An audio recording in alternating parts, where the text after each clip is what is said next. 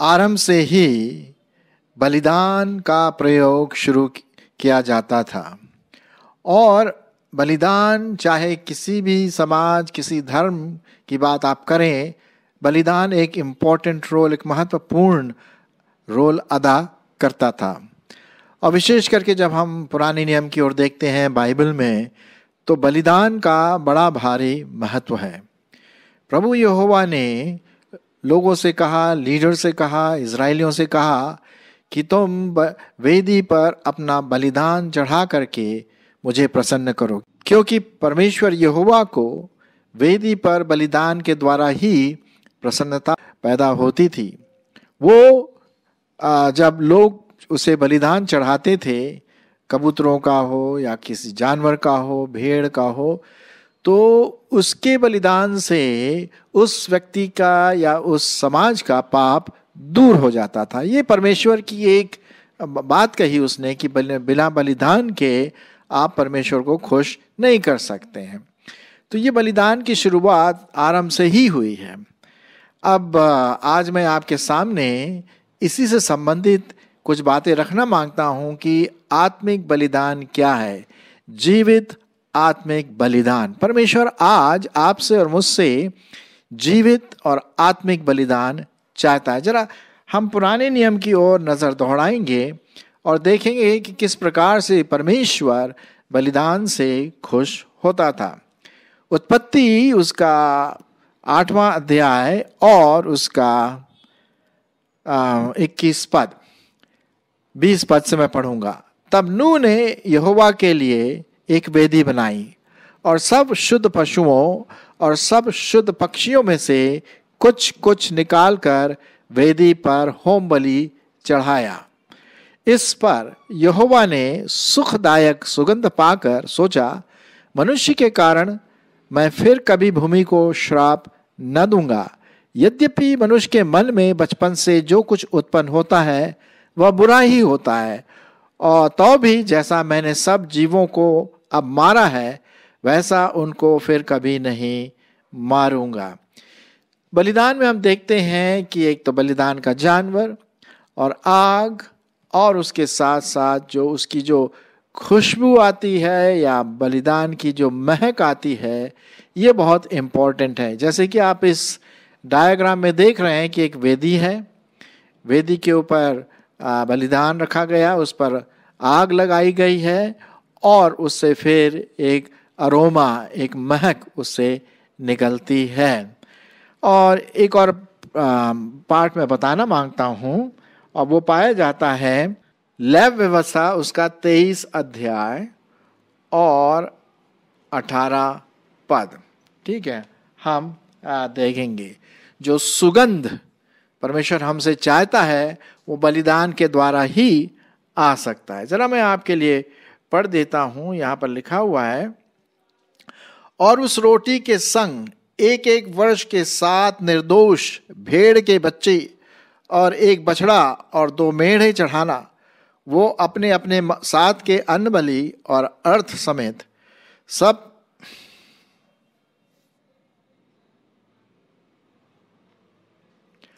और उस रोटी के संग 1-1 वर्ष के 7 निर्दोष भेड़ के बच्चे और 1 बछड़ा और 2 मेढ़े चढ़ाना, वे अपने अपने साथ के अन्न बलि और अर्ध समेत यहोवा के लिए होम बलि के समान चढ़ाए जाएं, अर्थात वे यहोवा के लिए सुखदायक सुगंध देने वाला हव्य ठहरे। तो हम देखते हैं यहाँ पर परमेश्वर बलिदान से प्रसन्न होता है, और ठीक प्रकार का बलिदान, उल्टा सीधा नहीं, एक जो रीति होती है उसी को फॉलो करने के लिए हम यहाँ पर देखते हैं।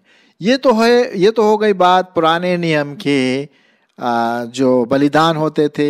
उसी प्रकार से प्रभु यीशु मसीह ने भी अपना बलिदान दे दिया क्रूस पर, और जो क्रूस पर जो प्रभु यीशु मसीह ने बलिदान दिया उसकी वजह से हम उद्धार पाते हैं और परमेश्वर इससे प्रसन्न होता है। इसी से संबंधित मैं आपके लिए पढ़ूंगा 2 कुरिन्थियों उसका 2 अध्याय 15वां पद। दूसरा कुरिन्थियों उसका 2 अध्याय और 15वां पद। यहां पर इस प्रकार से लिखा हुआ है, क्योंकि हम परमेश्वर के निकट उद्धार पाने वालों और नाश होने वालों दोनों के लिए मसीह की सुगंध है।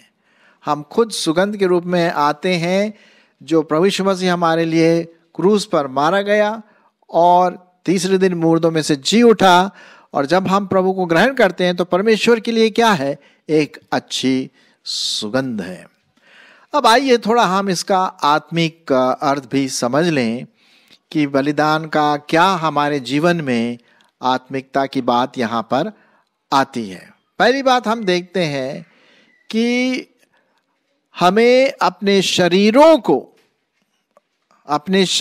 को जीवित और पवित्र बलिदान के रूप में परमेश्वर के सामने चढ़ाए। ये आत्मिक बलिदान है, ये भौतिक रूप से नहीं है, शारीरिक रूप से नहीं है, लेकिन ये आत्मिक बलिदान है कि हम अपने पूरे व्यक्तित्व को परमेश्वर की वेदी के सामने रख करके प्रभु के लिए एक जीवित बलिदान चढ़ाए जाएं। मैं आपके लिए इसी से संबंधित पढ़ूंगा रोमियो उसका 12वां अध्याय 1 और 2 पद। रोमियो की पत्री उसका 12वां अध्याय और उसका 1 और 2 पद सुनिए। इसलिए हे भाइयों, मैं तुमसे परमेश्वर की दया स्मरण दिलाकर विनती करता हूं कि अपने शरीरों को जीवित और पवित्र और परमेश्वर को भावता हुआ बलिदान करके चढ़ाओ। यही तुम्हारी आत्मिक सेवा है। और इस संसार के समान न बनो, परंतु तुम्हारे बुद्धि के नए हो जाने से तुम्हारा चाल चलन भी बदलता जाए, जिससे तुम परमेश्वर की भली और भावती और सिद्ध इच्छा अनुभव से मालूम करते रहो। तो यहां पर हम देखते हैं कि जिस प्रकार से पुराने नियम में बलिदान का एक प्रयोग होता था, बलिदान चढ़ाया जाता था जानवरों का, परमेश्वर को प्रसन्न करने के लिए, अपने पापों से क्षमा मांगने के लिए, उसी प्रकार से आपको और मुझको जीवित बलिदान करके हमारे शरीरों को वेदी पर चढ़ाना है। अब जीवित बलिदान का मतलब ये नहीं कि मैं अपने आप को जला दूं, ऐसे वो मतलब नहीं। यहाँ पर आत्मिकता का एक अर्थ है कि हम अपने शरीर की जो अभिलाषाएं हैं, कान की अभिलाषाएं, आंखों की अभिलाषाएं, मस्तिष्क की अभिलाषाएं, शरीर की अभिलाषाएं और भी जो शरीर में पाए जाते हैं, उन अभिलाषाओं को हम क्रूस के ऊपर बलिदान के रूप में डालते हैं।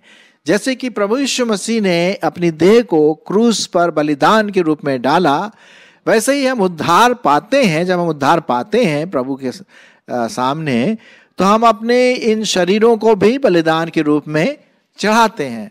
अब देखिए ना, गलतियों उसका 2 और 20 पद में क्या लिखा हुआ है, मैं आपके लिए पढ़ देता हूं। गलतियों उसका 2 अध्याय और 20 पद में लिखा हुआ है, वही बलिदान से संबंधित, मैं मसीह के साथ क्रूस पर चढ़ाया गया हूं और अब मैं जीवित न रहा, पर मसीह मुझ में जीवित है। और मैं शरीर में अब जो जीवित हूं तो केवल उस विश्वास से जीवित हूं जो परमेश्वर के पुत्र पर है, जिसने मुझसे प्रेम किया और मेरे लिए अपने आप को दे दिया। तो यहां पर हम देखते हैं मेरे प्रियो, मेरे भाई बहनों, कि जो बलिदान हमें चढ़ाना है, जीवित चढ़ाना है, पवित्र चढ़ाना है, क्योंकि ये परमेश्वर को भाता है। तो एक तो ये बात हो गई। उसके बाद फिर हम देखें कि जब हम चढ़ाते हैं तो इसमें पवित्र आत्मा का कार्य बहुत इंपॉर्टेंट। भाई देखिए, बलिदान जब चढ़ता है तो आग लगाना पड़ता है। आग, बिना आग के तो बलिदान जलेगा नहीं, खत्म नहीं होगा, धुआं कैसे निकलेगा, उसमें से सुगंध कैसे आएगी, आग उसमें डालना पड़ता है। और आत्मिक रूप से आग क्या है? आग पवित्र आत्मा का प्रतीक है। जी हाँ, ये आग, जो पवित्र आत्मा की आग, मेरे और आपके जीवन में पूर्ण रीति से आना है, ताकि मेरा जो बलिदान है, जीवित बलिदान, वो सचमुच में परमेश्वर को भाविक हो, भावता हुआ बलिदान चढ़ाया जा सके। मैं जरा देख लेता हूं, आपके लिए बताना मांगता हूं प्रेरितों के काम और उसका 2 अध्याय 1 से 4 पद। प्रेरितों के काम उसका 2 अध्याय और उसका 1 से 4 पद। यहां पर जो दिया गया है कहानी वो इस प्रकार से कि पेंतीकोस्त का जो दिन आया उस समय पवित्र आत्मा आग के समान नीचे उतरा और उन सब पर बैठ गया। चलिए मैं पढ़ देता हूं। जितने भी डिसाइपल्स थे, प्रभु यीशु मसीह के प्रेरित थे, उन पर पवित्र आत्मा आग के रूप में बैठा। चलिए पढ़ देता हूं। प्रेरितों के काम उसका 2 अध्याय 1 पद। जब पेंतीकोस्त का दिन आया तो वे सब एक जगह इकट्ठे थे और अचानक आकाश से बड़ी आंधी के समान सनसनाहट का शब्द हुआ और उससे सारा घर जहां वे बैठे थे गूंज गया और उन्हें आग के समान जीभें फटती हुई दिखाई दी और उनमें से हर एक पर आ ठहरी और वे सब पवित्र आत्मा से भर गए और जिस प्रकार आत्मा ने उन्हें बोलने की सामर्थ्य दी वे अन्य अन्य भाषा बोलने लगे। तो यहां पर हम देखते हैं मेरे भाई बहनों कि आग लगना बहुत जरूरी है। हमारे जीवन में पवित्र आत्मा का कार्य बहुत जरूरी, तभी हमारा जीवित बलिदान हो सकता है परमेश्वर के सामने। जब तक आग नहीं है तो फिर कैसे चलेगा वो, कैसे परमेश्वर की आत्मा हमें पवित्र करेगा। तो ये बहुत जरूरी है कि वो आग, आत्मिक आग आपके और मेरे जीवन में आ सके जो पवित्र आत्मा है। इब्रानियों उसका 12 अध्याय और 29 पद। इब्रानियों की पत्री उसका 12वां अध्याय और 29 पद। यहां लिखा हुआ है क्योंकि हमारा परमेश्वर भस्म करने वाली आग है। जी हां, हमारा परमेश्वर क्या है? भस्म करने वाली, जलाने वाली आग है।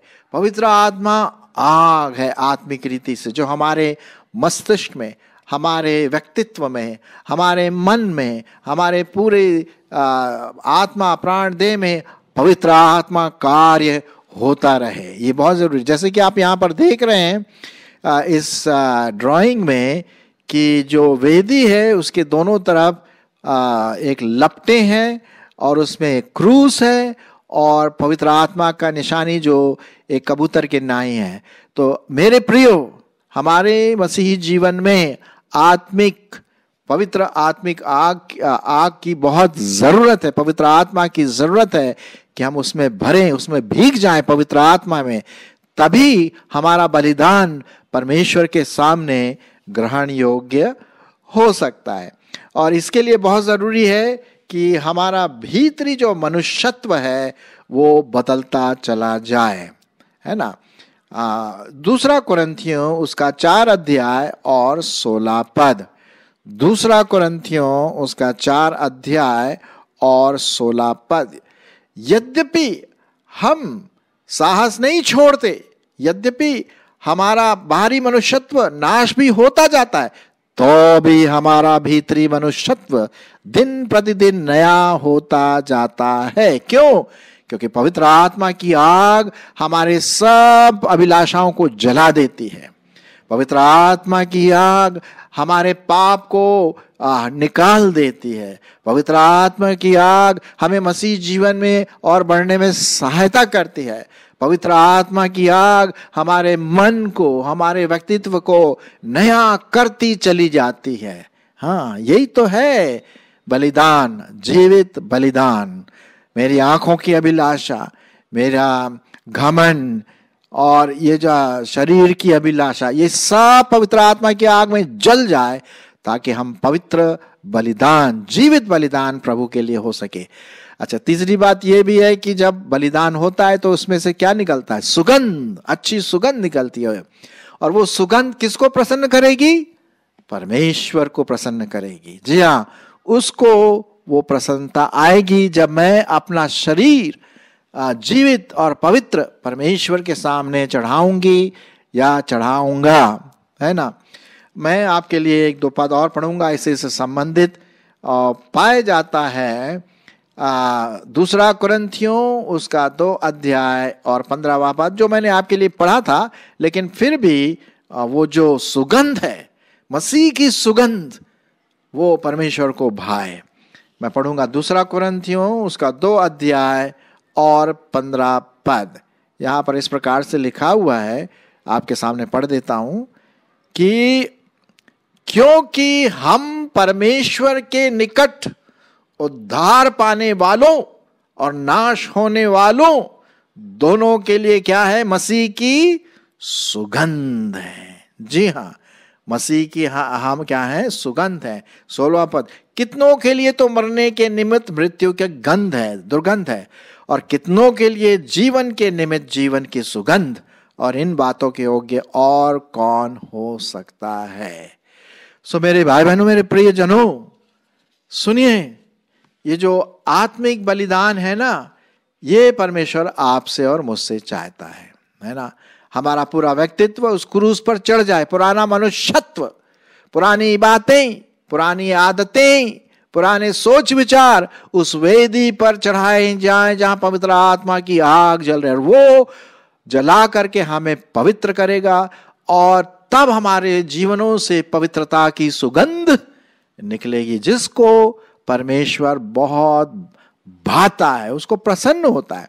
जैसे कि पुराने नियम में हमने देखा था, उत्पत्ति की किताब में देखा, लय व्यवस्था में भी देखा, और कई जगहों पर हम देखते हैं कि जब वेदी में बलिदान चढ़ाया जाता था तो उससे जो सुगंध निकलती थी, उससे परमेश्वर बहुत खुश और प्रसन्न होता था। हमारे जीवन में भी ऐसा ही सुगंध आती रहे। मसीह जीवन में हमारे बोलचाल सुगंध का कारण ठहरे, हमारा दैनिक जीवन दूसरों के लिए सुगंध का कारण ठहरे, दुर्गंध नहीं, सुगंध, अच्छी बातें, लोग हमारे जीवन को देख करके आशीषित हों। अब भाई देखिए, जब सुगंध आता है, आपने अगर कभी ये डीओ और इत्र वगैरह लगाया होगा तो कितना अच्छा लगता है। जहां जाओ तो बड़ा सुगंध सा आता है, लोग बोलते हैं, अरे भाई कौन सा परफ्यूम लगाया भाई, बड़ा अच्छा लगाया, बड़ी अच्छी सुगंध आ रही है।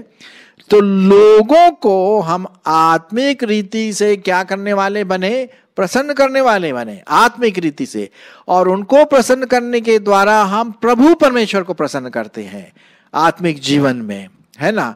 दुर्गंध नहीं लाना है हमको, उल्टी सीधी बातें नहीं लाना है, अभिलाषाओं को जला देना है उस क्रूस पर, जिस पर प्रभु यीशु मसीह आपके लिए और मेरे लिए सुगंध का कारण बन गया। जी हाँ, तो हमारे जीवनों में आत्मिक बलिदान, आत्मिक वेदी, आत्मिक सुगंध, आत्मिक आग अत्यंत अत्यंत आवश्यक है। क्या हमारे जीवनों में ऐसी बात आ रही है? क्या आप अपने जीवन को टटोलेंगे? मैं अपने जीवन को टटोलना है, मुझे भी टटोलना, हम सबों को जो प्रभु यीशु मसीह के चेले हैं, हमें अपने जीवनों को परमेश्वर के सामने लाना है और ये दिखाना है कि प्रभु, क्या मेरे जीवन से वो पवित्र आत्मा की आग निकल रही है? क्या मेरे जीवन से वो उल्टी सीधी बातें पवित्र आत्मा की आग में जल रही है, एक बलिदान के रूप में, ताकि परमेश्वर उसकी जो सुगंध है, हमारे जीवन में जो सुगंध आता है, आत्मिक पवित्र बातें, पवित्र आत्मा की जो बातें हैं, उससे परमेश्वर क्या हो? प्रसन्न हो।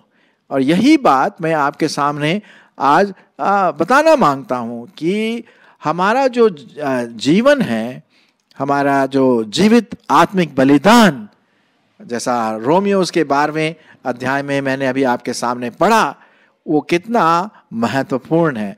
वो फिर से मैं आपके लिए पढ़ देता हूं, क्योंकि ये हमारा मेन टॉपिक था हमारे आज का जो डिवोशन है।